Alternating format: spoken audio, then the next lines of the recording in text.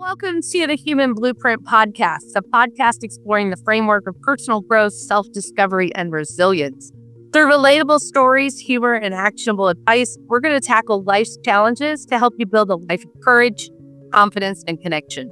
I'm your host, Laura Dahl, and today's topic is really special to me. We're going to talk about personal integrity.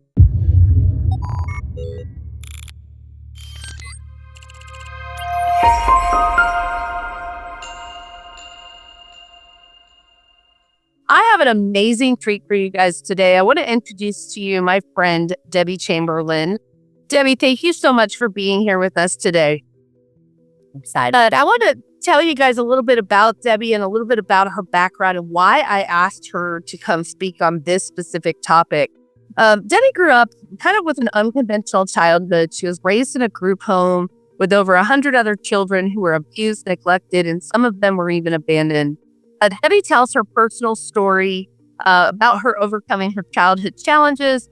She also has designed a program to present seminars to small groups based on this topic on personal integrity. As a matter of fact, it's the title of her book, Stepping Stones, Creating Personal Integrity.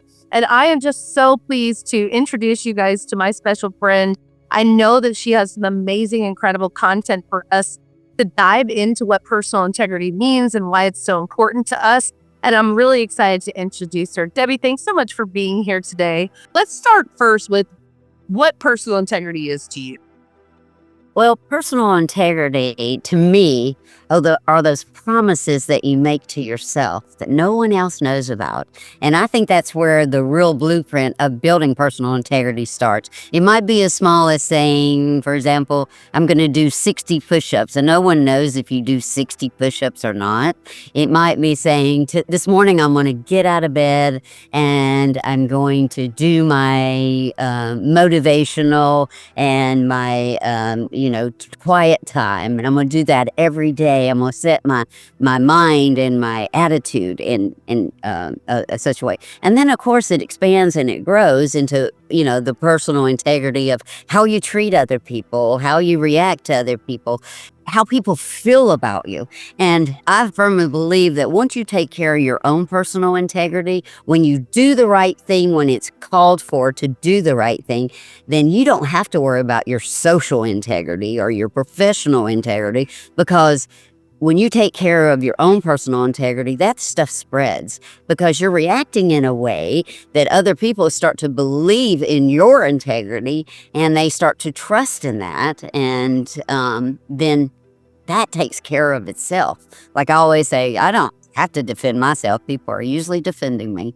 Yeah. And that's when and you know that. And we can talk about that story later because that's so impressive to me. And that's a good example. Do you want me to go ahead and talk about that right now? Sure, go ahead. Maybe explain it.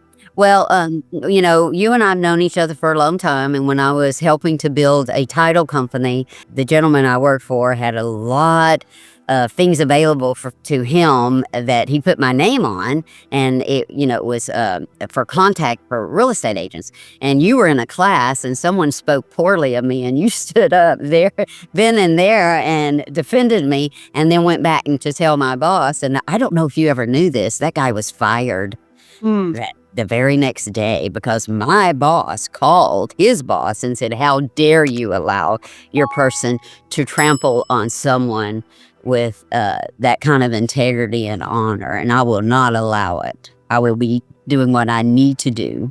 And I remember that was the first time I went, oh my.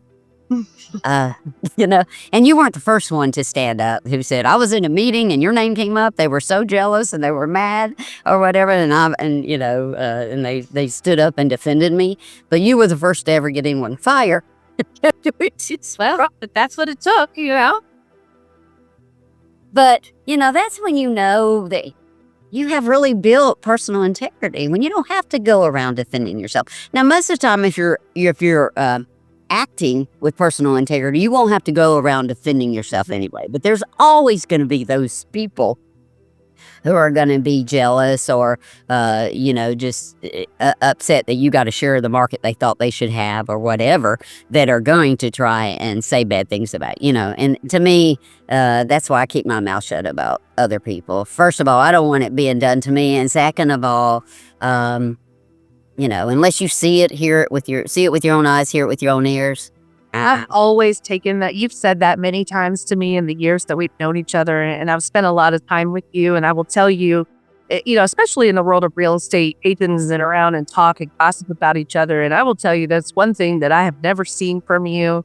That is not something you engage in.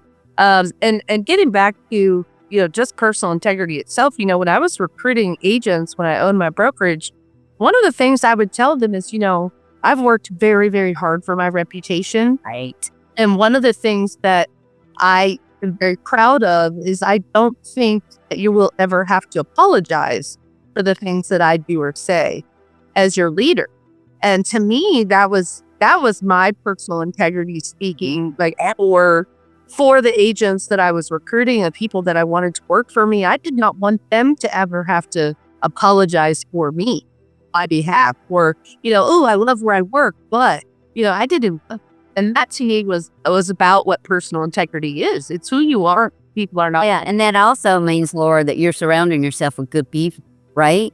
The people that will stand up for you, because then y'all are the same cloth, as they say. Y'all are the same mindset that and they have earned your respect. And you have earned theirs. And so, for them to defend you and not allow someone, and that's what really personal integrity is about. And also friendships. Yeah. Like, I don't ever trust somebody that wants to tell me about somebody that's a friend of mine and supposed to be a friend of theirs. I'm like, hey, well, I'm sure you're going to be on the other side and I'm going to be the next. So why is personal integrity such a crucial part of our lives? Of all the things we could talk about, why is this so important to you that you chose to write a book about it? Why is this what I would call a character, like a character trait? Yeah. Why is this such an integral, crucial part that we need to focus on? Well, going back to the mindset thing, like, until you demand certain things of yourself that no one else knows about. Like I always say, you can hide from the world who you truly, really are, but you cannot hide from yourself no matter how hard you try. Deep down, you know who you are. And you have to spend a lot of time trying to hide who you are if you have no personal integrity or no honor or no character. And it's going to get blown up in your face eventually. And I think that's what people, sometimes you see people, you're like, oh my gosh, they're so horrible. Why are they looking successful? But I promise you, it's going to knock them to their knees at some point. And I truly believe that. I think you can call it karma. You can call it stuff catching up with you. You can call it whatever you want to call it, but it will eventually knock you to your knees. But personal integrity to me is knowing who you are. And that is the hardest part. Like in my book, the second step is knowing who you are and what you will stand for, right? If you don't know what you stand for, how can anyone else know what you stand for? Right. And you have to figure that out. Man, talk about the honesty that has to be put to that. Because again, you can hide from the world, but you will never be able to hide from yourself. So it takes a lot of sacrifice, a lot of really hard work that most people, I live by the 80-20 rule, 80% of people will never be willing to look at who they are. Yeah, to do the work. To just because it is hard. It's hard because you got to be really honest and brutal to yourself. And man, and I've always said, like, that's why I think I've been successful in my world of sales and, public relations and stuff, because no one could be harder on themselves than I am on myself. Right. Period. They will never be. The demands that I make on myself the standard will be much higher than what someone else will place on me. But, getting back to knowing who you are, that's where the real integrity comes in, to you being able to look at that. Here's the fascinating thing. We all have friends that they're like, oh, I'm this and I'm that. And you're like, girl, who are you? You're not this or that. But that's who you think you are, yeah. Right. But because people are so unself-aware of who they actually are is part of the problem because they've never really looked deep, or they're trying to convince other people about who they think they are, or Who they want to be. yeah, or who they want to be. Well, Who they are. really working towards trying to be who you want to be. And that's what the book's about too. It's about all these steps that you have to take, these baby steps in different areas to start building personal integrity and being responsible and accountable for your own actions. That again almost has to start in very, very private and very personal. And it's personal integrity because, man, it's those opening those little windows and looking into the dark side of yourself or the disappointments of yourself, or and I'm not talking about moral compass, because moral compass does come into play, but I'm talking because when you start talking about moral compass, then people have different values, Right. and they have different opinions on things. So but you're either a good person or you're a crappy person. Right. And sometimes you're in the middle on that fence and you're straddling it. And the personal integrity comes in when you're supposed to take a side that is really showing your personal integrity and your honor and your character, and that side of I can fudge a little here. It's okay if I fudge a little here. And people are so used to fudging just a little here. This time I will, this time is the time that I'm going to just fudge a little. And that's not real harmful, but it is, Pay your lines for yourself, 100%. Right. And then if somebody catches you, all that hard work you've done is down the drain, man. You got to start all over from square one. Yeah. It's much harder to regain the respect of people. You were talking about accountability, and what this is really is being accountable to yourself, is putting you on the pillow saying, did I do the right thing in the moment where it mattered? And that might not be the popular thing. And that's where people fight up against their personal integrity, because they want to be liked. They want to be ecstatic, want to be respected. You want to be a part of the crowd. And so they compromise their morals and values, and their own, belief system to try to gain the opinions of others. And I want to be able to put my head on the pillow at night to say I did the right thing when it mattered. Right. Regardless of what that costs me. It might have been a relationship. It might have been a friendship. It might have been a promotion. It might have been, but I know that I did the right thing. Right. Right. Do you want to tell us a little bit about your backstory, about why you were qualified to write this book, or how this came about? Tell us a little bit about you for those that don't know you, because I am so in awe of you and your story. I'm so impressed. And impressed is not even the right word, but I know what you've been through in your life and how you got where you are. And I have always been a firm believer of you either use what made you as a crutch, right, or a noose around your neck, or you use it to motivate you and inspire you to be who you want to be. And I think your story is exactly the kind of story that feeds into why I think you are the way that you are. So do you mind sharing a little bit about? Oh, yeah, they will. I'll try and keep the short version because it's really part of my life. But at 6 years old, our mother deserted us, walked away, never came back. And I was 6. I have 7 siblings altogether, and we were all stair steps.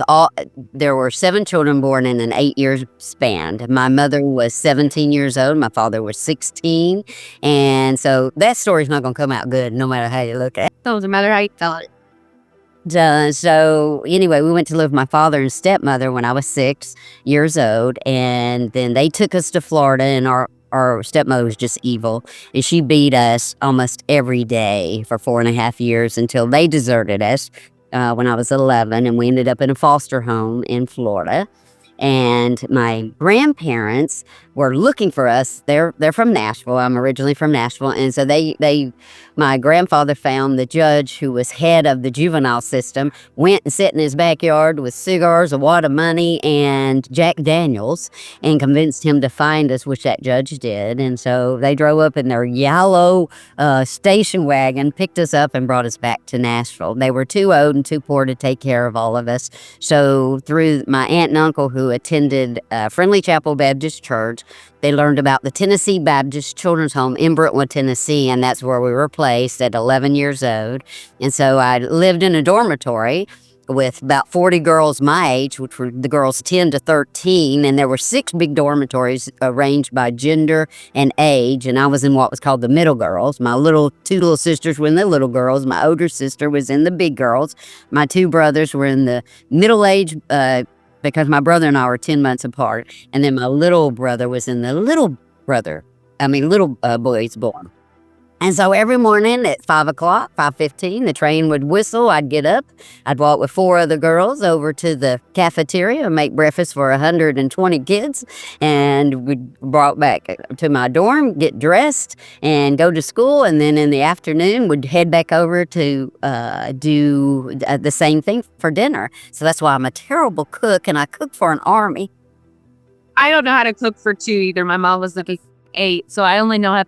Well, my husband's like, who else is coming for dinner? And I'm like, it's just us. And he don't eat leftovers. So I'm really trying to narrow it down. But, I've never liked cooking. I mean, when you're opening big old giant cans and they're bigger than you are, and these industrial dishwashers and ovens that you're burning yourself on because you're so, and you know me, I'm a little kid. I was a little bitty tiny girl, and I'm not much bigger now. And so, it was hard. So that built the work ethic, right? Right. And then again, Laura, looking back when I started writing the book, these were mean kids, but of course they're mean. Like in the 70s, there were no social workers. So they were hurting. No one ever asked me at the children's home what I'd been through, about any of the abuse, any of it. I was never asked that question in the whole time. And so you're living with 120 kids that are so damaged and trauma-filled that it's fight or flight. I was flight. When the fight started, I ran and hid. Most would stay around and cheer and get involved and stuff. That's not my personality. I ain't done that. I'm not dumb.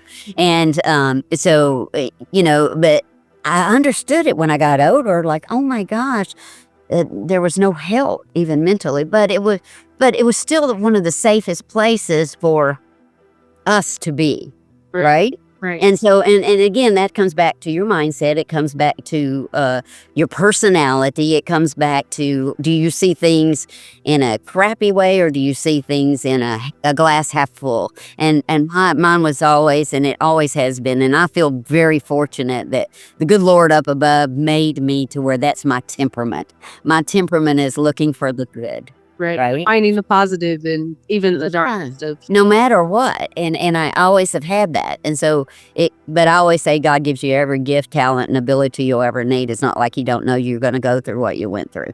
And so you got to learn, and that's what I talk about in my book too. You got to learn to recognize those things, those talents and gifts and abilities that you were given, and you got to use them and not be afraid of them. And so anyway, my adulthood began when at 18 years old, I got into Belmont University, and they dropped me off with a box and a rocking chair and said, have a good life. And I've been on my own ever since. And so I'm not the person that walks in the room and somebody would ever think they had a background like that. Yeah. No. Yeah. Everybody. And I kept so quiet about it forever. Like, I was in college for 2.5 years and had to live on campus the whole time. I lived with all the foreign exchange students in a dorm where they'd say, pack up your suitcase. You got to move over there for the summer. Or pack up your suitcase. You got to move over there for Christmas or Thanksgiving or New Year's. And so I get along with everybody. There ain't a personality I can't get along with. I know that to be true. Like, you learn some incredible work ethic. You learn some survival skills, obviously. Anybody who's been through that kind of trauma has picked up some survival skills that I think has absolutely shaped you into the incredible businesswoman that you've been, successful. I'm sure that, we don't want to paint the picture like your life has been super easy and wonderful since you turned into an adult. I know that you've done a lot of work to get to where you are. I know that this book was in some ways a healing part of this process for you. What made you decide to write this book? So talk a little bit about. That started 16 years ago, believe it or not. I was in a network a meeting, lunch, with networking with other people, and a preacher was sitting beside me, and he was asking me questions about my life, and I was telling him. And then he looked at me and he said, Debbie, why is it someone who came from such adversity, that has been knocked in the teeth so many times, still gets up with that positive attitude, keeps going back. And in sales, that's what I always did. I was the shiny penny that kept showing up when people were like, oh, dear God, please go away. And I was like, no, today we're going to talk about your daughter, the baseball team. And they're, so you build relationships. But anyway, he said to me, and I said, I'm not sure. I don't know how to answer that. He said, well, that is your mission, because once you discover that is your God purpose and what God has intended for all these hardships that have happened to you. And that left me thinking. And then it also, for the first time in my life, Laura, I started looking at what I'd been through and acknowledging it. And man, that was 2.5 years of weeping, literally crying daily. And I thought, who are you? But getting back on the other side of it was like, oh my God, girl, you should be in a fetal position somewhere, but look at you. And I knew I was strong, but I always thought I was strong because, you just can't stop. Right. Well, you have choices, right? You have a choice to make. Like, a lot of people have trauma, right? And not to minimize or dismiss yours at all, because, right. I mean, obviously what you've been through was hell, but everybody has some form of trauma, right? Like, there's so much trauma out there, but you have choices that you make in your life. This is my opinion anyway, just see. But your choice is, do you use what you've been through to lift you up and motivate you, inspire you, or inspire others? Or do you use what's happened to you as the reason or an excuse for why you are the way you are, or why your life turned out the way that it is? We are in charge of our destiny, although God has ordained it or planned it or whatever you believe, but we get to choose how we react to that and what we do with it. Yeah, right. You have free will, and you can make a bad decision or a bad choice. And, and again, that's what the book's about so much, about choices and decisions and actions. Because, here's what I remember. And I'm this type of person. This is how I think. I'm not always sure what it should look like, but I know what I don't want it to look like. And at the children's home, that's how, as a 17-year-old, I made some promises to myself. And that's where we go back to that personal integrity thing.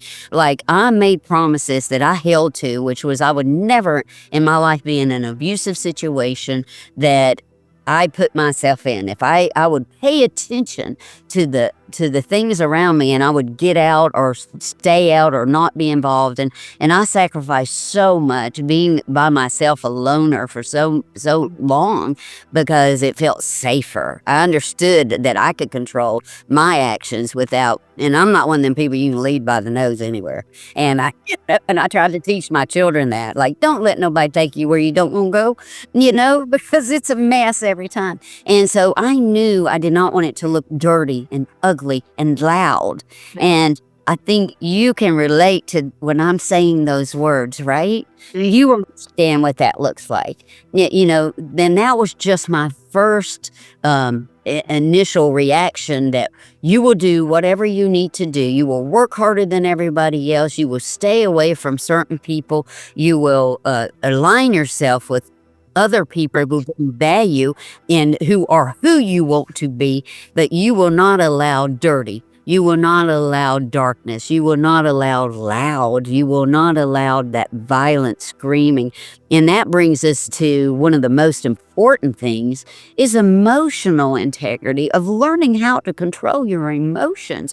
Once you do that, man, you're about halfway there. Right. Because our emotion, it's where it for our body, and they cause us to react a certain way if we're not in control of them. And that led me to a question for you is, do you believe, this is just an opinion question, but do you believe that everybody has within them the ability to control their reactions, control their destiny, like make decisions that are so going to lead them in the path that they want to go in? Or do you think they're predetermined in that environment to stay how they are? Here's an example that I use for someone who I was talking with, and a woman who was about 38 years old. I can't control my emotion because that's how I was raised. That's what I'm used to. And I said, let me tell you something right now. Do you do that at work? And she goes, well, Lord, no, they'd fire me. I go, okay, you can't control it. I go, somebody gonna give you $500,000 if you can control your emotions in this situation. What are you gonna do? Well, I'm gonna control my emotions. That means you can. You're correct. Right? Yeah. So I think the capability for people is always there. The motivation just isn't the right motivation for them, right? Now, if you're somebody like me who decided early on that I wanted a light, beautiful life that was drama-free, that there was no violence involved, that was my biggest motivation. I didn't need any other motivation other than that. Some people just need a lot more motivation. What is it? You got to find what their cost is that they're willing to pay, or their cost that they're willing to accept, you know? Yeah, and sometimes it's not about the motivation. It's about you might not possess the tools to help you dig out of whatever the situation is, or dig out. I say dig out, but like you might not possess the tools on the front of your brain to figure out a solution, something different. But the important part is exactly what you said. It's the relationships that you've built, surrounding yourself with people that do have access to the tools, or finding the tools, doing the work to acquire the tools that allow you to face the world head on in the way that you choose to. Right. And that is your responsibility to do that. 100%. 100%. And I'm, you know me, I'm a rose-colored glass girl anyway. And I just believe there are enough good, caring, honest people out there who want to help.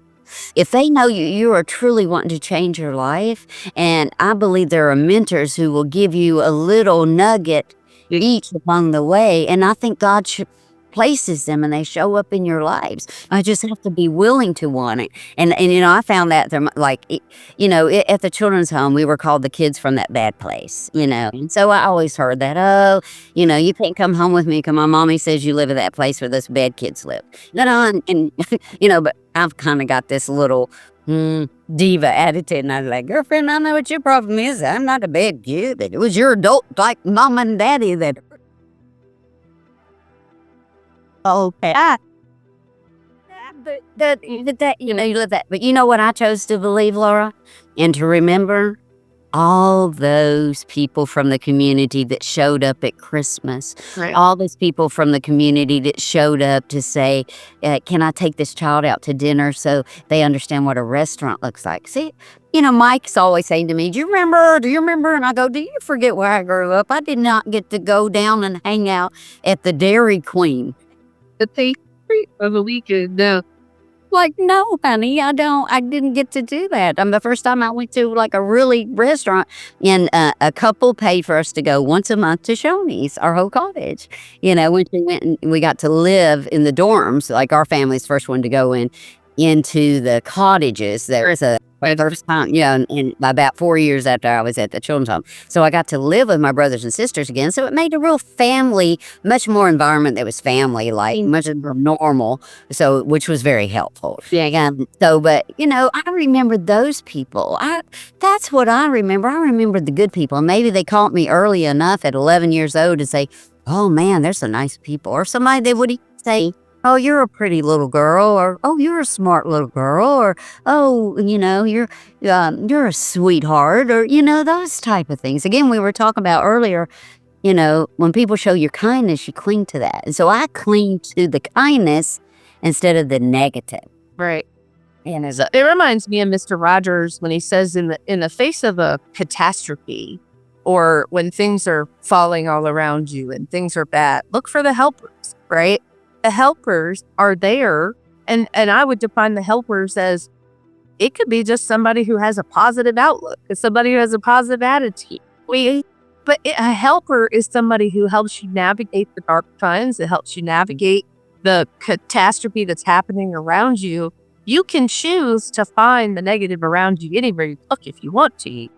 But you have to look for the helpers and acknowledge that they exist, just like you saying that you believe that there are enough good people in the world. In the day and world that we live in today of social media and everybody has an opinion and whatever, you start to feel like there is you lose hope in society. And the truth is, if you look for it, it's there. I just been through a Category 5 hurricane in North Carolina, and to see the people who have shown up here from all over the country volunteering to help people with no agenda other than just, I want to help. Those are the people you need to surround yourself with, right? You can't figure out a way out. You got to find the helpers and find the tools, right? Yeah. All right, let's get into a little bit about, could you tell us a little bit about the book itself? Like, what themes do you explore in this book? Obviously, I know the title is Stepping Stones and you're talking about personal integrity, but what kinds of themes are you diving into in your book? Well, when this preacher asked me that question and I started working, what I came up with was with 5 steps that have, and I was so amazed at how easily attached I was to them and how I believed them 110%. Right? And it just came so easily. I wrote the seminar before I ever wrote the book. And so the first step is forgiveness and acceptance. I believe that you can never be healed until you learn to give forgiveness to whoever harmed you or even yourself. Giving forgiveness to yourself, it's just so important. And so that's the first step. And I have exercises and I talk about ways to handle forgiveness and things that you can do to get yourself to that place. Bitterness is ugly.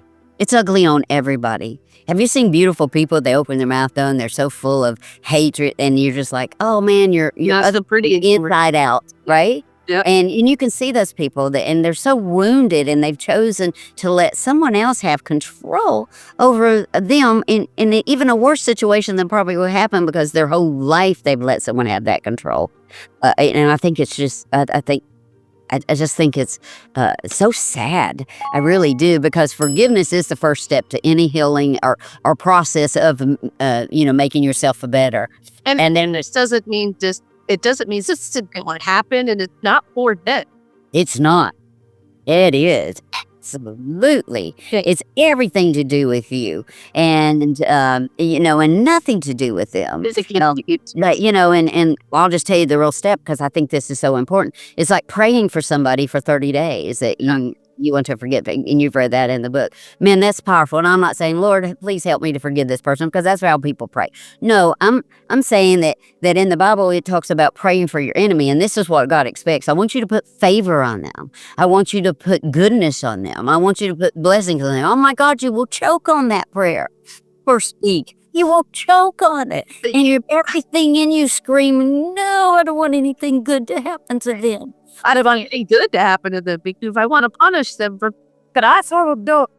Right. Oh, it's just, but I promise something deep within your soul and your mind and your energy starts to change. And by the time you're really feeling that, and man, you look up and you're like, yeah, I can deal with them now. I can deal with that trauma. And it's the most fascinating thing. But if you can get through that first week or two of choking on it, then you're home free after that. Right. And that's a very, very powerful thing. Again, it's what you're doing for yourself, because you're not relieving them of anything, right? Yeah, but it's you that you're relieving. And then that's when the true healing can start. Right. And the other is accepting where you came from. Like, I was never ashamed of where it came from, but I just didn't talk about it because I was just like too busy trying to survive. And when you're a survivor, man, you're just trying to survive. You ain't got time to talk about how bad your was when you're like, got time for that. But it wasn't until this man made me start looking at it, and then so I learned that acceptance of where you came from is triumph. If you can't be proud of where you came from yourself, and you can't pat yourself on the back, and you can't recognize the strengths that you have, and that motivates you to do more for yourself, right? That's where your personal integrity can really start to be built. And so you've got to accept that, it was a really crappy life. It's kind of embarrassing. Like if, and I tell tell so many stories if somebody wants to know. I mean, it's got, it's the shock factor. So, That's also at the end of the story where you saw from. It is it. but it gives me strength to remember what all I overcame. And then the second step is knowing who you are and what you will stand for and what you want. That's so important. If you don't know who you are, then how's anybody else going to know who you are? And you've got to know what you stand for and what you want, because otherwise somebody's going to lead you somewhere you don't want to go. And that is the worst. And my favorite line from Hamilton is, if you stand for nothing, what will you fall for? Yeah, everything. Yeah, and you will. And so, and again, that's the part of the book that's probably the hardest, I think, is being really brutally honest about who you are, what your weaknesses are, what your strengths are, what your, I had people do a timeline that of the 10 defining moments in their life. How many of those were stuff you created for yourself? Because most of your life is, you create your life, whether people want to believe it or not. Now, I'm not talking about a childhood, but once you're able to take responsibility for your own actions, you create the life you live. Mm-hmm. So create a better life if you don't like the one that you had. Don't sit and moan and groan about it. And again, I tell people, you're not a tree. Your root, you don't have root. You boom up and move wherever you want to go. And that's moving is kind of like, I mean it as kind of like an example, but it's, you can change whatever you don't like about it. You have the freedom and power to do that. Yes, you do. But again, it takes a lot of work. Yeah. I'm talking, like when I mentored some of the kids at the children's home, I had to, they were so torn because everybody wants their parents. I don't care how bad they are. Yeah. You want to be loved by them and you want them. And they would be so torn between, I hate them, but but I love them and I miss them. And I'd say, look, here's what I need you to do. First of all, I want you to put yourself in their place, and I want you to just tell me, what was their childhood like? Was it bad? And they'll say, yeah, it was really bad. Okay, well, first of all, to gain some compassion for them, I want you to put yourself in their place, and I want you to remember them as a little child. And then I want you to understand that once you build and learn how to control your emotions, yourself, your abilities, when you have the strength to make your own decisions and they can't persuade you back into that life, then you get to return. Because you'll have the strength to say, no, I love you, but I'm not letting you pull me back in. So it's not so you do have to walk away. And that's a hard part, to walk away from people that are your family and your blood and that you care for. But man, it's so crucial a lot of times. Well, a lot of my community, especially in the LGBTQ community, we've got so many people that have had to distance themselves from that because it's harmful. And you want nothing more than the love and acceptance of the people that are closest to you, your parents, That's correct. whoever, your grandparents, but at what cost, right? Like at my own, authenticity, I'm not going to sacrifice that to get your love. And so that's where we have put those boundaries in place for sure. So we've got forgiveness and acceptance and understanding who you are. What else? Well, then there's determination. Keep getting back up. No matter how many times you get knocked in the teeth. Because you're going to study. Yeah, it gives you strength. It gives you the ability to understand that you can. Each time you get knocked down, you get back up, you get stronger. And so, and you believe in yourself more and more. You're like, I can do this. I can do this. Like, over time, when I went through my divorce, and the woman that my ex-husband had the affair with, she called me and said, I'm sorry I ruined your life. I go, oh, dear God, Lord, girl, please, you didn't ruin my life. People are a whole lot stronger and closer.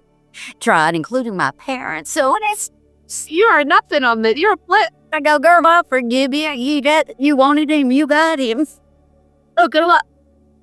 I just laughed, and she was just like, "What?" And now it's just like, because that's not a. Oh my God, the fact that you would even think that. But thanks for apologizing. I appreciate it. Move on. But I was thinking like, oh my God, you were like a gnat. You're not just a dot on that timeline. Well, yeah, but it's so funny how people think they have control over your life and that the impact that they can make on it. But they only can if you allow them to. If you allow it. That's right. And then the fourth is goals, mapping out your journey. Only you can do that. Yeah. You know, And people are so afraid to dream. That was just my first episode of this podcast, Who Are You Unencumbered, that really trying to encourage people to dream.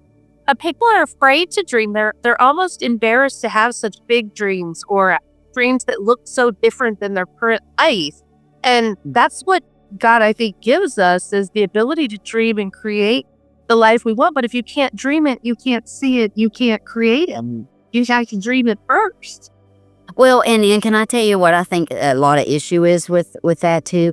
I think we have to give people permission to change those goals, to change the avenue that they're taking. A lot of times people think that when you write down a goal and said it is set in stone, it's not. As you grow, you become so much more, you grow, you learn things change, your goals change, your dreams change, because you're Finding the dream along the way. Really. So it's okay to say, I know I said in 5 years I was going to be doing this, but you learn things. You have life experiences that I know mine. See, I was never afraid to change my goal. My goal page looked like this: X out.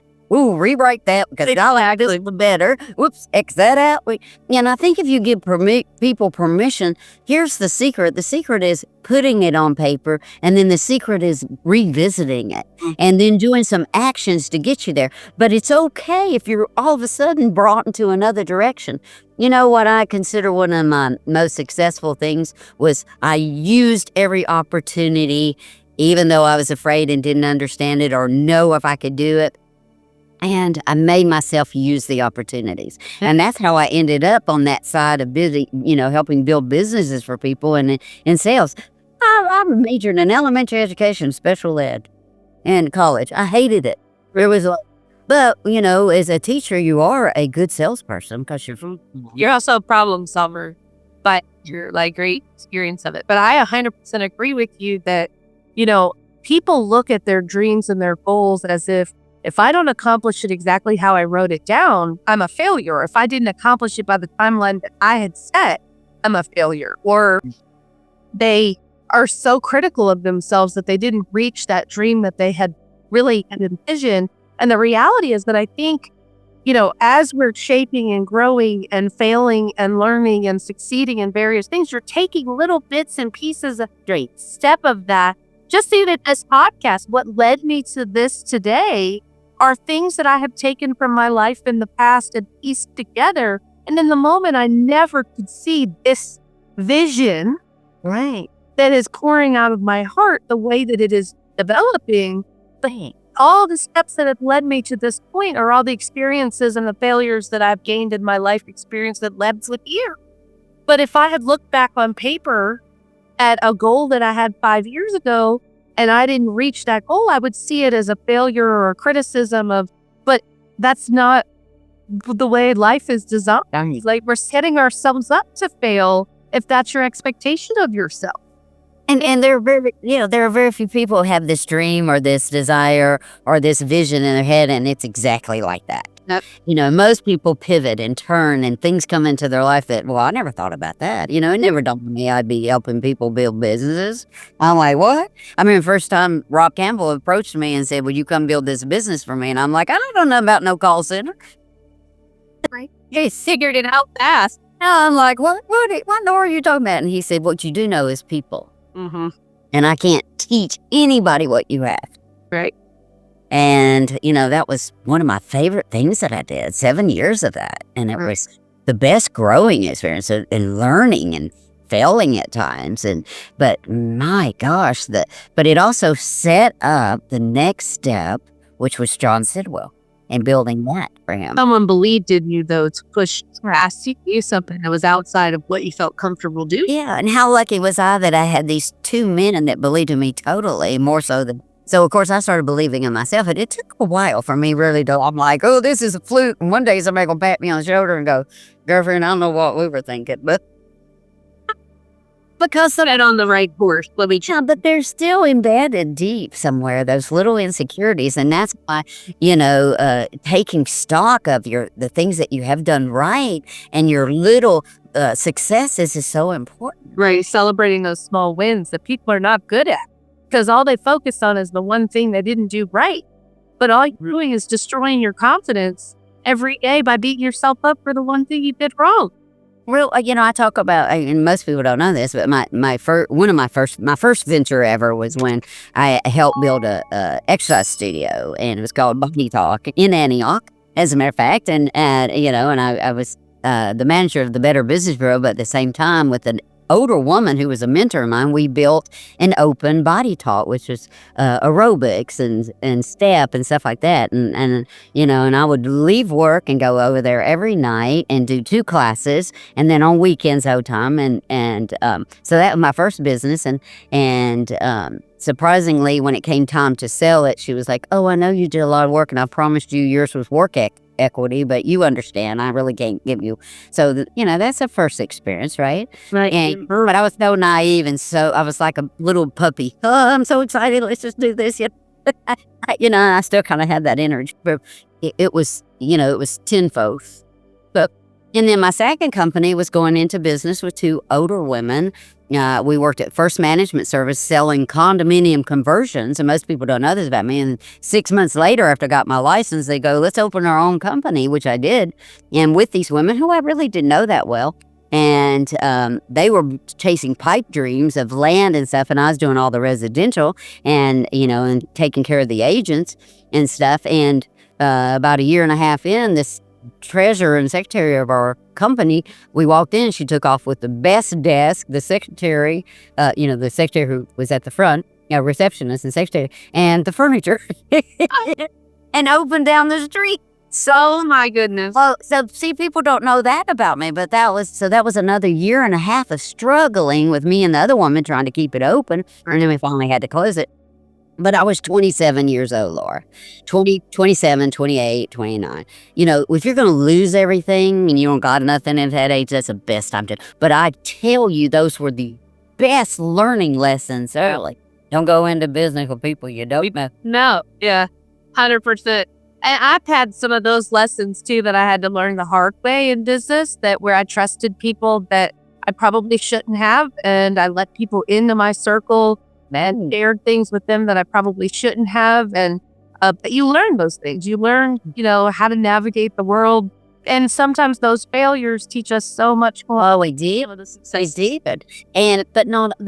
But what I learned about that too, even though it was complete failure in a lot of ways, financially and stuff. Sure. But man, it taught me so much, so many things I was proud of and that I used later down the line. Yes. My confidence in, approaching people and working in that first real big business environment of being an owner of something. And,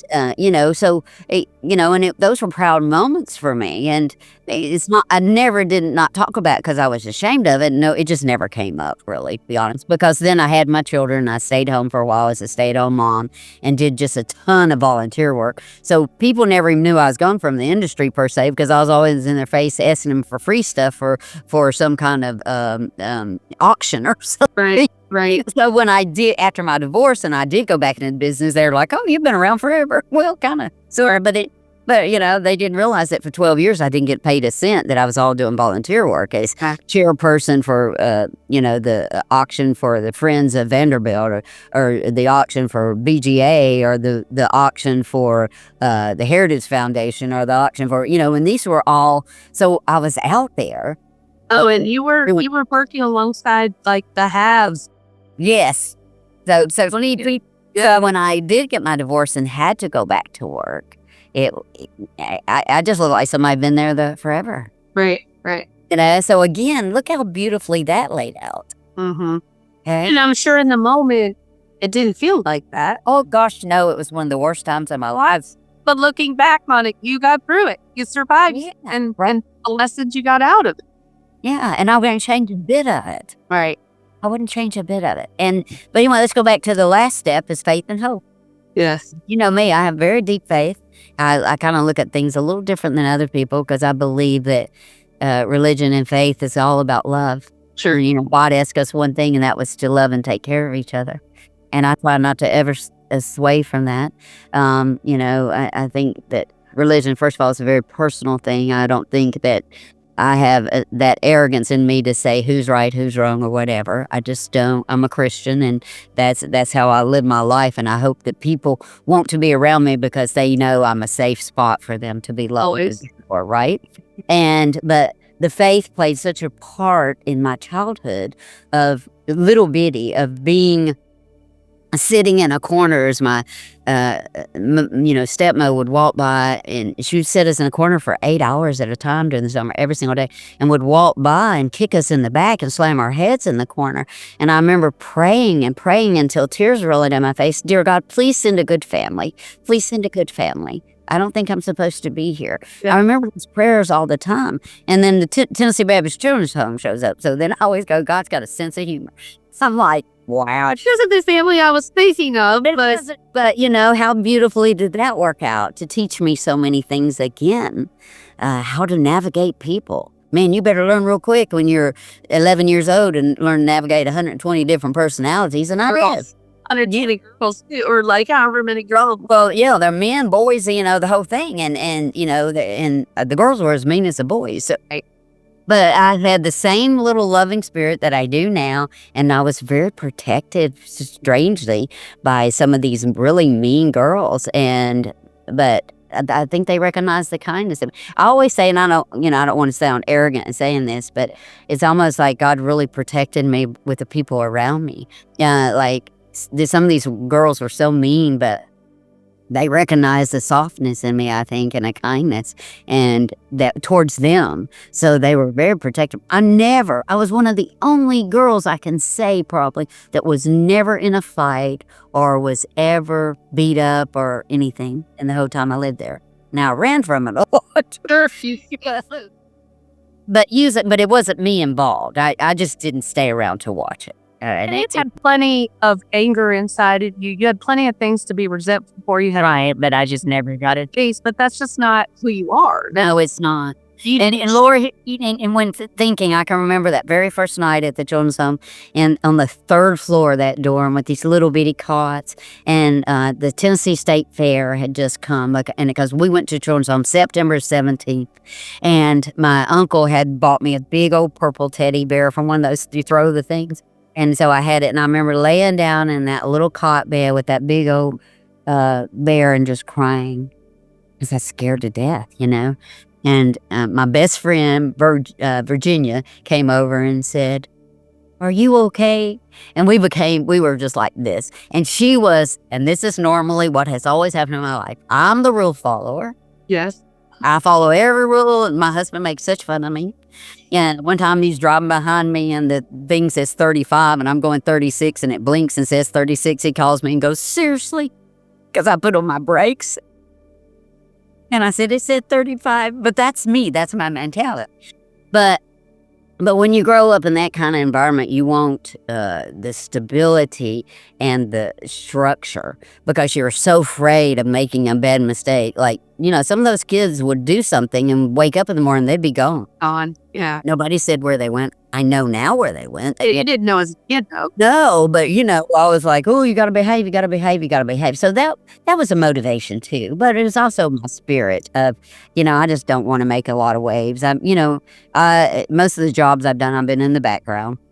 I just got pushed forward because of the relationships I had. But, as you well know, I've always been the mouthpiece for someone else. Sure. Because I always have felt comfortable in the back.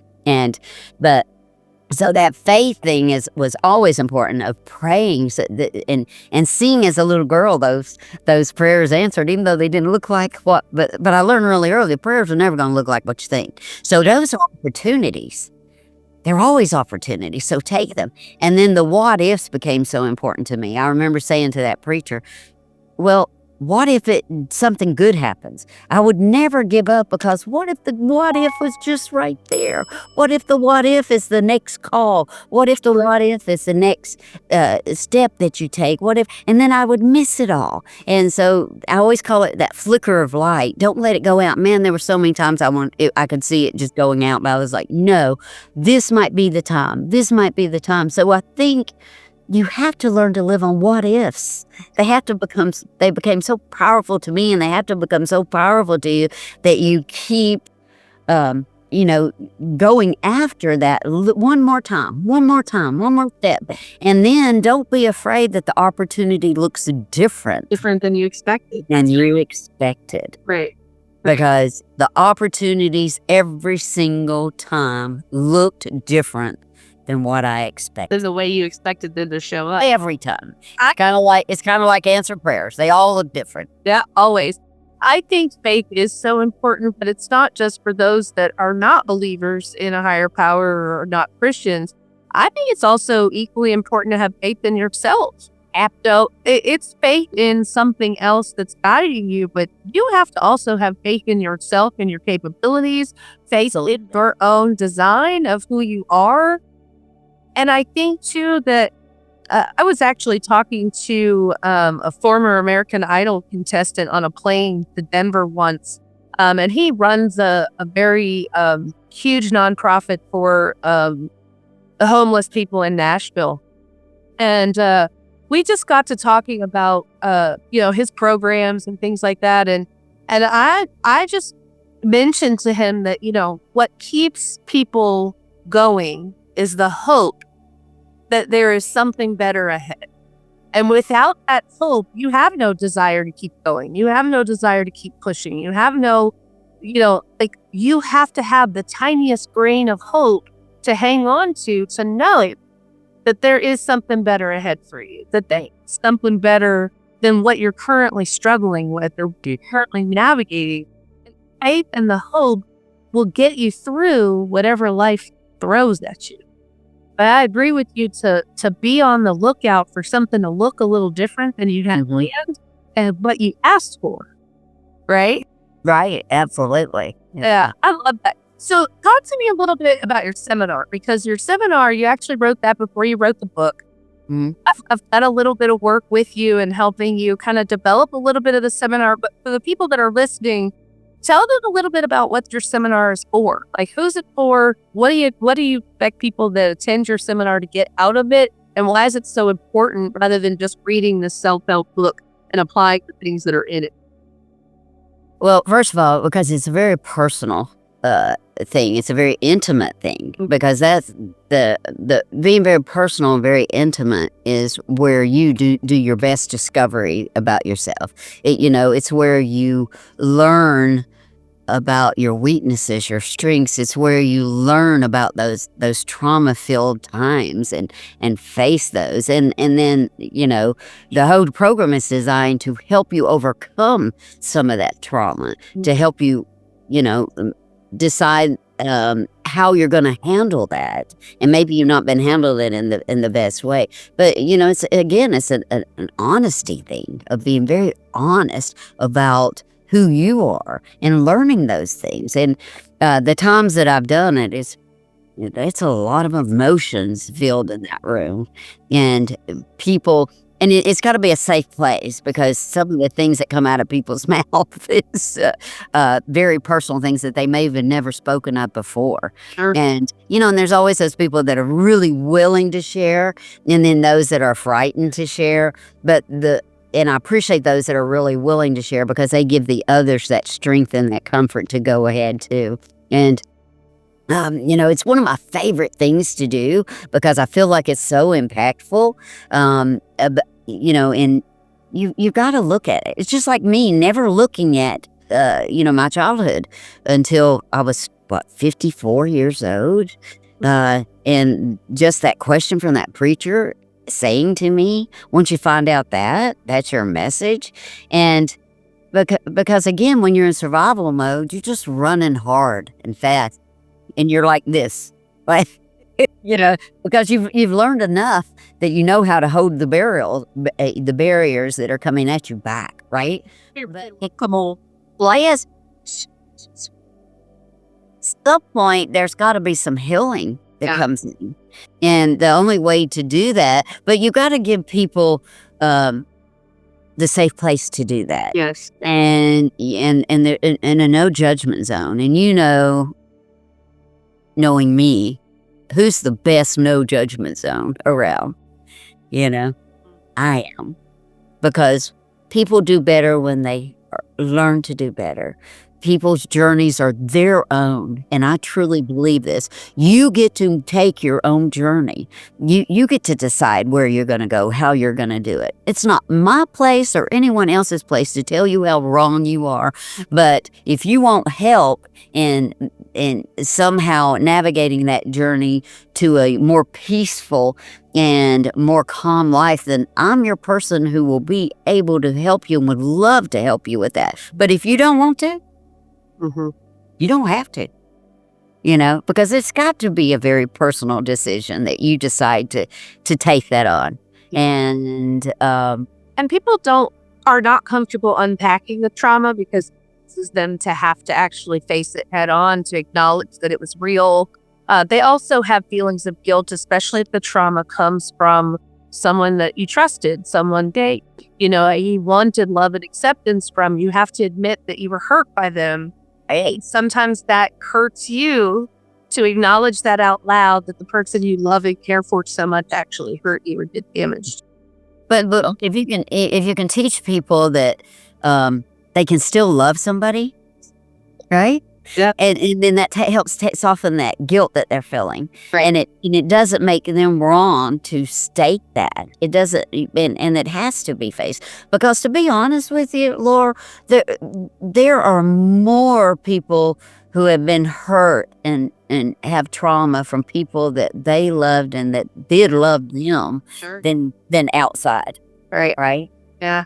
But that goes back to that whole forgiveness piece that you talked about, is that I experienced this firsthand, even reading your book and doing some of the work and talking you through some of these, like us fleshing out some of your stuff, is that I could not, I had a lot of resentment towards my mom in my childhood, and I didn't have the same kind of life you did by any means, but I had a lot of pent up resentment towards her, and I lost her in 2016, and I was still carrying around a lot of the resentment, but I had some unanswered questions, some things we just never talked about because it was always left under the rug. And until I could see myself through her eyes and recognize that she was a mom at 17 years old, she was the oldest of 8 and wanted to escape a very abusive household.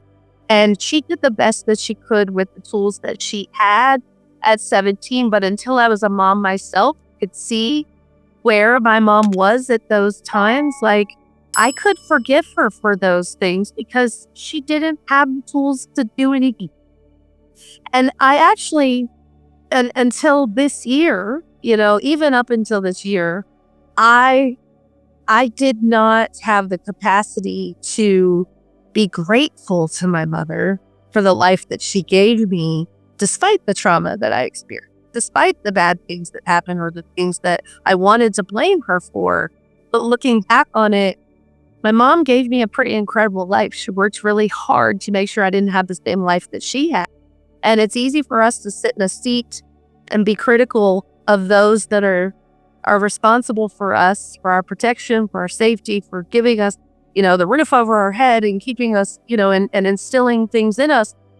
But I will tell you that I am the woman that I am today because my mom sacrificed so many things to give me a life that she didn't have. But I could not see that until probably this year, actually, because I held that had experiences in there, and because of the experiences and the information and the growth and the maturity and stuff like that too, and then just living through that, you got to feel it all first. I can remember the time when I fully forgave my mother and understood, like when I went through my divorce. And I was scared to death, Laura. But I was educated. I was married to a man who had some money. But I was scared to death that I had the 2 kids that I had full custody of. I was going to be totally responsible for. And then I saw her for the first time, not as a mother. And it all made such perfectly good sense. I saw her as a human, a woman who was 17 years old, that had 7 children in 8 years, was married to a man who had nothing, who was mean and hateful and nasty and beat her along with us. And, and I wept for her. Same. Yeah. And so she did the only thing she could do was remove herself. Right. Right. And it made sense. I remember my sister used to say after we both had our 2 children where we understood why she left because parenting is hard. Yeah. We just don't understand why she didn't return. Yeah. But you do learn, and that compassion part is so important. And forgiveness is what brings that compassion to you, right? Yeah. Because you have to have that compassion to forgive. You have to see something other than yourself. We are so self-centered about who we are and what happened to us and stuff. Sometimes, that we have to stop for a minute and think about, and all of us are fallible, right? I mean, I certainly don't want the things that I've done wrong to be put out there on display, right? As a mother, I mean, I think I was a good mother, but I was not perfect. And I won't want my children pulling out all that baggage and say, well, you did this. Right. And of course, us being mothers is very different from what our mothers were because they were both such trauma-filled people and had every disadvantage. It was just like life decided, well, let's just we hadn't thrown enough disadvantage. Let's just throw a few. Give them some more. Yeah. Right. It's just how much how I handle. Right. And nobody talked about self-work back then. Right. There was nobody was going to go be like, hey, why don't we start working on that? No, it's like, look, this is handed to you, just deal with it. Right. And then even my stepmother, this is an interesting story. During the Iraq War, remember when they bombed that big old tent? Do you remember that? Yeah. I have a half sister who was in the Army and was in that tent. And for the first time, my babies were 2 and 4 at the time. And my stepmother had my number from my aunt, and she called me.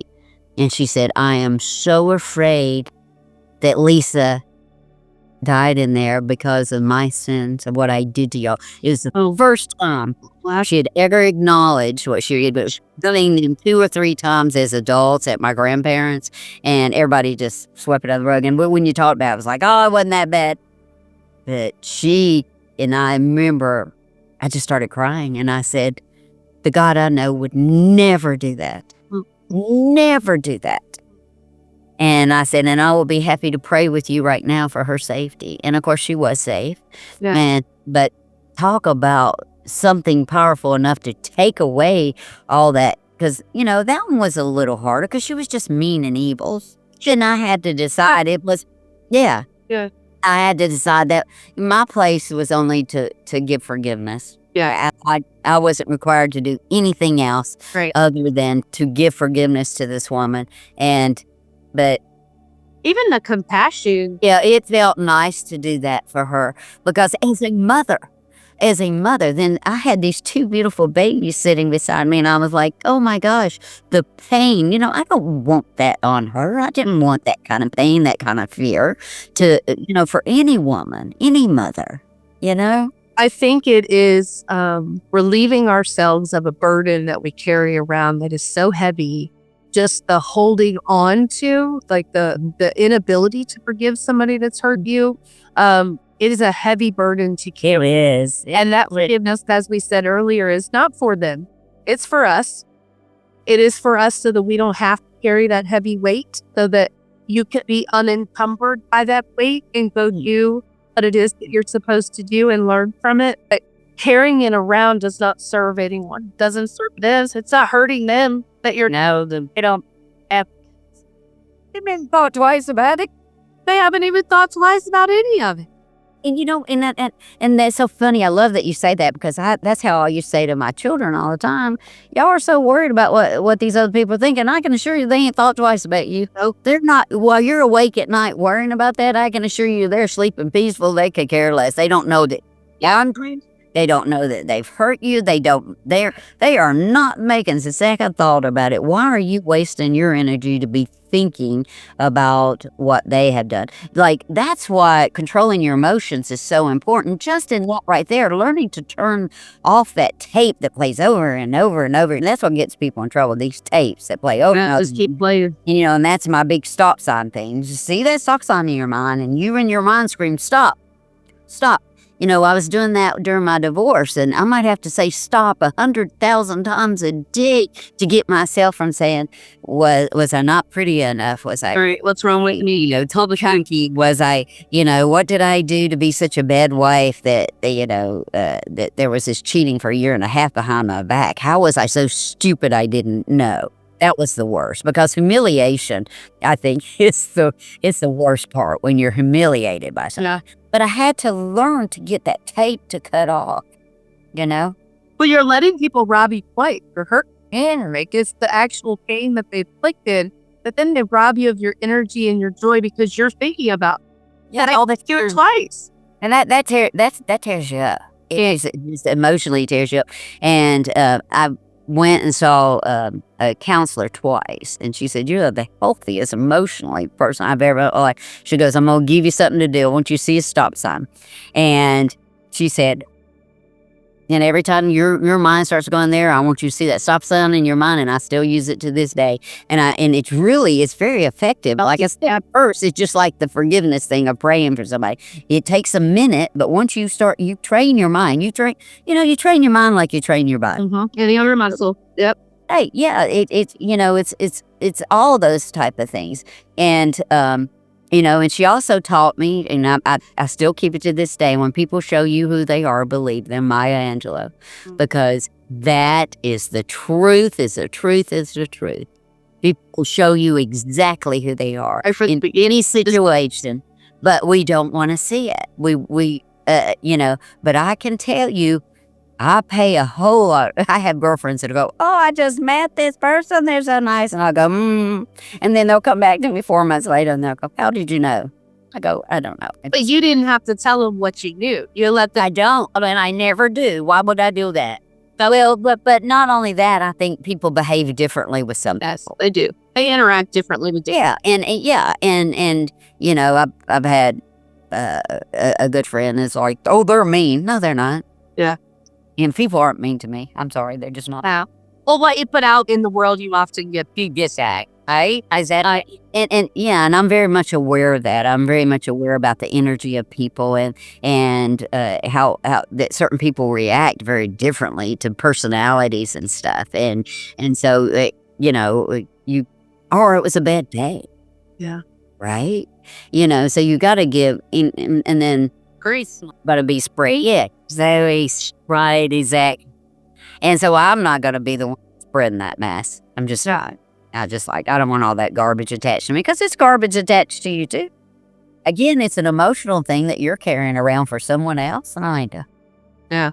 So what I love is that your book is so eye-opening and so helpful, but you also have a seminar to help people work through in a safe environment to actually do the activities and exercises that will produce transformation and change and help people really embrace a better way to approach these things in their life and to actually establish. I want to kind of shift a little bit as we kind of wrap up here, because you and I could talk all day, obviously.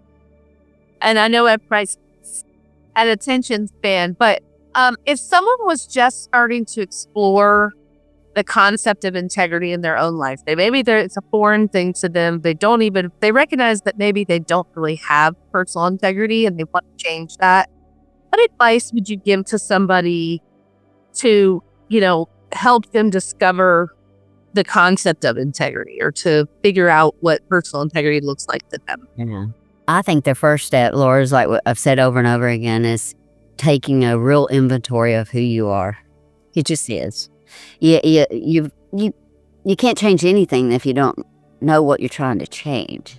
And so that really brutally honest look at yourself. And, there's lots of ways to do that. Make a list of pros and cons. Make a list of weaknesses and strengths. And because to build personal integrity, you got to also look at the good parts of yourself. And then you say, how can I take these good parts to work out these weak parts? Or how can I take these weak parts over here and kind of take them out by themselves? There's got to be but it's got to be an honest. Like, you can't say, "I'm the most special person in the whole world and I'm the nicest. I never gossip about anybody. Oh, by the way, I got to go call Mary and tell her about what Susan did." I don't like superlatives anyway. The nicest. openly is whenever the F for not being on. I can be a bitch if you wanna tackle me at some point. That's what I always say. I go, I might be the nicest person in the world, but I think you know this about me, and the people very close to me know this. But you don't want to cross me. Yeah, I could be hood when I need to. Yeah. As you remember where I grew up? Yeah, exactly. That's a choice. Again, it's a choice I made How to you not do that. And it comes out very, very, very seldom, but it can if it needs to. And it's usually to do with my family or very close friends that I'm protecting. But I'm like, yeah, I can go toe to toe with you and you're not going to survive it. I can tell you that right now. Right. But that's your toughness. That's your own grit and toughness. I do have some resources for those that are listening. I do have some self-discovery questions to help you figure out your personal integrity, to help you kind of, like she said, take your personal assessment. But I will share with you guys. Those are going to be in the show notes for you. I am a big also believer, I'm a motivator with positivity. Like beating yourself up, I don't feel like really actually gets you anywhere. So how do you hold yourself accountable to your own values and integrity without beating yourself up? Right. Well, again, it all comes back to being honest. You got to admit, first of all, to yourself. And then it's like I said before, then look at those good sides and give yourself some attaboys. Give yourself some pats on the back. Give yourself some room to know that you're fallible as a human being.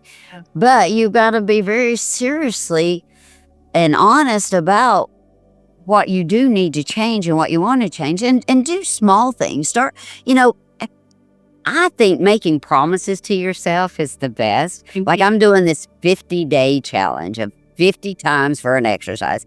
And my body has just changed. I'm very muscular anyway. It just changes in about 3 weeks. And Mike Ladd's like, what the heck? But if I do the work, I know it works. But it makes me crazy. Like sometimes I'll do 30 before I go to bed, even if I have to get up and do the other 20. Yeah. Because what I have established is that you've got to make those promises so important to yourself that you can't go to bed. Yeah. Knowing you didn't keep that promise to yourself. And I believe that that's possible. It's doing, making yourself accountable over and over again for about 3 weeks. And, that 3-week rule, that 21 day. One day. You're not going to go to sleep unless you did that. So, start small with some promises to yourself. Small promises that nobody else knows about. Because I promise you, once you start keeping those that you've made, then you want to go bigger. Yeah. You've proven to yourself that you can. Yeah. Promise to yourself. And you're feeling good. You're feeling proud of yourself. You have to feel proud of yourself about something that you did. And so if it's hard for you, start small. Maybe I'm only going to drink 2 drinks, if you think you're drinking too much, there's a lot of people that maybe over drink and maybe it's really bothering them, but make a promise to yourself. Look, I'm going to go to this party. I'm going to have 2 drinks. And then you can go home and go, wow, I did that. So I was able to do. You can. So it's also proving to yourself, I can. I'm able. Right? Right. So, because you got to prove things to yourself that you can too. But make these small little promises first. Now you start momentum. They will. Yeah. And then you'll start taking on bigger challenges. Like when somebody is really nasty to me, I'm just going to smile and say, okay. Yeah. Like Mike Ladd knows that whenever I look at him and go, okay. And he's like, oh, if I fight people, I don't argue. I'm not going to. I'm driving and someone shoots me the bird. I just give them the thumbs up because it pisses them off even. Right? Instead of giving the bird back or screaming, I just give them a thumbs up and smile. And you know what that's teaching you? It's teaching you control too. Yes. Control of your emotions. Yes. And I'm telling you, lack of control of your emotions is the root of a lot of most problems. I mean, how many times have you had 10 more seconds to think about something? You have not done it the way you did it. Yeah. I guarantee there's people sitting in prisons all over the country. That's what I say. I had another 20 seconds. I said, give me 15 seconds. Yeah. To redo. Yeah. to walk away or just to be quiet or to hold my tongue or to not overreact. And that's what's so sad is that somebody's life is ruined in a 15, 30-second. And that's what I used to tell my children. Be careful who you associate with, because it's not just your actions. And most time it probably won't be yours, but it'll be theirs that you're caught up in the middle of. Because especially somebody who's erratic with their emotions, my gosh, and I can, you can just imagine somebody like me. That's not a comfortable space for me at all. And I'm like, no, this is where the flight part comes in. I'm Unpredictable. I'm right out the back door. You think, oh, you fools sit here and watch this. I'm not watching it. Yeah, no. First of all, I'm not watching it. Second of all, I don't want to be a part of it. I don't even want to be in the space of it. Sure. Yeah. So what's coming up for you? What do you have? Like, what can we expect from Debbie Chamberlain in 2025? What's coming up for you? Well, I started my own business. I started it at the 1st of September. I'm doing a lot of things with that, like my website and speaking engagements. I've had, because I do speaking too, motivational speaking. I have a virtual summit coming up in January, which I'm really excited about. It's about trauma-filled women who have all overcome trauma and it's a good friend, PJ Jones, who was one of my very first podcasts I ever did. And she and I have become great friends, and she's an amazing, beautiful human being. And so she has asked me to be a speaker on the Tuesday morning, I think on the 19th, to be the opener. So I'm excited about that. That's awesome. Yeah. So, and I'm working on my workshop online. Okay. I'll be, I love doing it in person, but I think if I keep it small, it can still be a good intimate, and it'll be like a 6-week program of 1 day a week, going through each of those 5 steps. And then the last week we'll be pulling it all together. And, of course, they'll receive a workbook online, and, we'll just talk through and work through everything for an hour once a week. And so I'll give that a shot, because to reach more people, because everybody's not in my own backyard.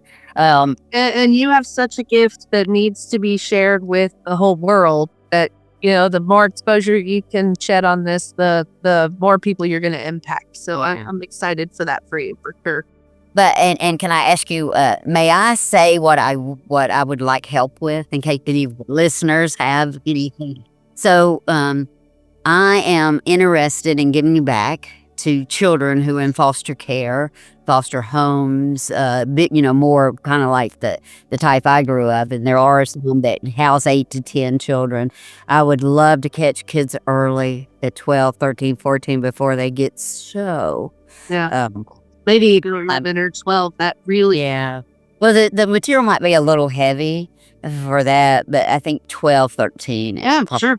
Yeah, about the space to where they can understand. Veterans, I think there's so much trauma, and especially now there'd have to be someone there. You don't want to carry somebody so deep that they can go off the rails a little. So but that's the work I would love to do. But I'm a little fearful of it, only because I know that there's so much pain and trauma connected to that. But I would love to be a part of that. But you also know what's on the other side of that pain. Yeah, I do, right? And the gift that you could be giving some others, that they don't have to live in pain. Dark and necessary, to be. And these are such basic steps that are so powerful. Like the book, is a very basic book. It's an easy read. Yes. But it's, but in my opinion, I think it's a very powerful little book. I really do. And it's easy reading, but because I think we we make things too hard, and we need to simplify a lot of stuff. And that was my intent, was to simplify everything, because I don't care what rim people, I've done this seminar in person for very wealthy women who are very successful, and it works. They have trauma that they're not looking at and stuff. And I've done it with women who have been come out of prison. Yeah, and that's a ministry I am thrilled to death to be a part of, because that's where the part comes in of, you don't know what you don't know until somebody's going to take time to teach you. Right? Right. The tools, right? It's accessing the tools and surrounding yourself with people that are going to help you transform to the person that You know, and this seminar can even be directed at, me speaking as a motivational speaker for business groups. You know, that's the world I come from, Sure. you know, and so, you know, it works for anything and anybody. I really am just trying to set the platform and see which direction God leads me. You know, I have some things that are very close and personal to my heart, which I'd like to be involved in. And then others, I'm willing to and excited to wherever it leads me, you know, so. So people can buy your book on Amazon, right? Debbie Stone's Creating Personal Integrity. And then, of course, how can people reach out to you if they want to book you for a speaking engagement, or if they have a foster home or some people that you can help? How would they reach out? Yeah. Well, my website's probably the best, and that's www.debbiegreerchamberlain.com. I branded Greer is Greer. Okay. And so my website, there's even a place they can, you know, contact me, and I'll be happy to get back in touch with them. Yeah. I'll have that in the show notes for you guys so that you can access those links to be able to find out more about Debbie and reach out to her if you're interested in her seminar or booking her to speak at a conference for anybody. But Debbie, I am so grateful for your perspective. I'm so grateful for your time. I am very, very blessed to know you, and I'm so thankful for the opportunity to introduce you to some people that are listening to me, and just to thank you for sharing your gifts with us, and thank you for your perspective on life that I think makes us all better people. So thank you so much for spending your time with us today.